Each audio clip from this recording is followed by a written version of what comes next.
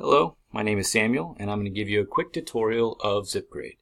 ZipGrade is an app that's available on Apple Store or Android devices. Now on this app, which is a tool that uses your camera on your phone to scan each of your students' papers to see how you progressed. Now, I'm going to warn you that the app itself will let you do 100 scans a month for free, but after that, it's going to go ahead and charge you I think $10 a year is the current cost for the subscription to ZipGrade. But in my opinion, it's highly worth it. It saves the teacher a lot of time and effort and does a great job with item analysis. So before I actually dive into the website that I have currently pulled up, I want to show you a video that I made, and it moves along pretty quickly, of the actual app on the phone. So I made this with my phone with a fictional classroom, as you're about to see. So you can see up here the ZipGrade. I have a bunch of tests that I have already given, but we are specifically going to use the Weebly ZipGrade tutorial. I'm going to go ahead and start playing. We're going to click this one, and you're going to see me right away. I'm going to edit the key, and I made this key fairly simple. You can scan a key or upload it yourself. I kept it at 30 questions. You can use 50 questions. You can change your answer sheets. But this specific device, I'm going to go ahead and start scanning papers. And you can see right away that all I have to do is find those 4 squares and the corners of the paper, and it immediately grades. Like Stanley did pretty well. Jim did pretty well as well. And it's instantly scanning and grading each paper.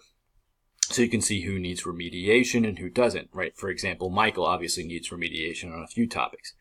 So let's say I scanned Dwight's paper and I would like to review to see how he did. I just click the review button and it comes up with all of these, all this data that I can see with a photograph of Michael's paper. I can go back and look at anybody's paper because I take photographs of all of them and their names.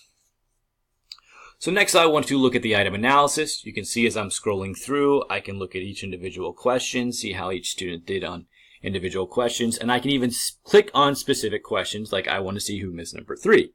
So I can see all these students got number 3 right, however, Michael got this question wrong. I could sort the columns by who got the most frequently right answers and the most frequently wrong. And once again, I can show you who are missing these individual questions, who picked A, who picked B, who picked C. So you'll also notice that it can bring up very useful statistics, so you can see how students did on average in the class, and you can see where you need to remediate with your students with that in-depth item analysis. So let's go to the website itself. The website itself has a few tabs here at the top. You can choose your own quizzes. I'm going to come back to this one. So the first one is a quiz. We will come back to this tab to show and review all of the data that we have here. You can actually create your own classes. I don't do this because it takes pictures of their names. I find myself not creating my own classes, but it is an option you could utilize if you want. I'm not going to click students because I have students listed up here and I don't want to give away their information. But you can notice here that on the answer sheets tab that I have 20 question forms, 50 question forms, 100 question forms. So as you as a teacher, you can adapt your testing based off of this. I specifically use the 50 question form, and I only use 30 questions out of the 50. So if you have a 75 question test, you can use the 100. And this is very useful. You can download the PDF versions and print them out at work. These are free and available online. So let's go back to the quizzes tab. And let's specifically look at the one I just scanned for you in my little demo.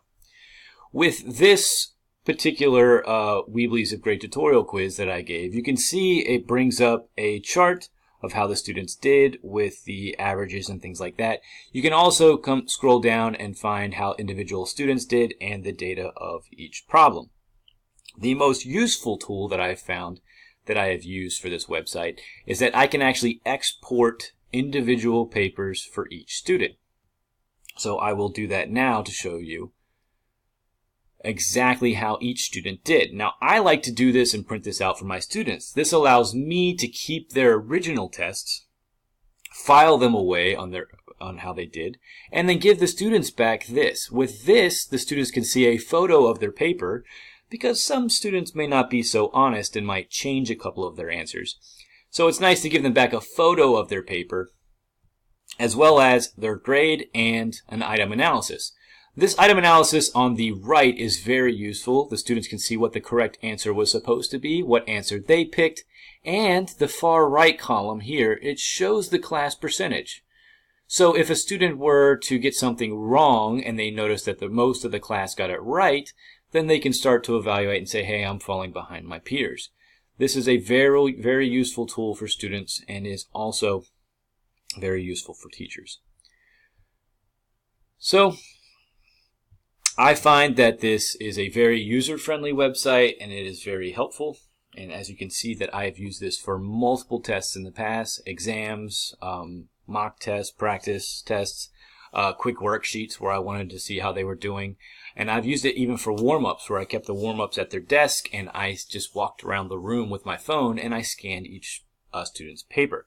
I have found this to be an amazing tool, and it is the instant grading allows students for immediate results, and they can quickly have a turnaround of what they did wrong and how they did it wrong, as opposed to having to wait for the next day or 2 days for a teacher to give them back a test or quiz of which they might have failed.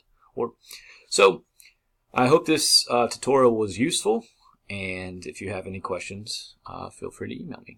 All right, have a great day.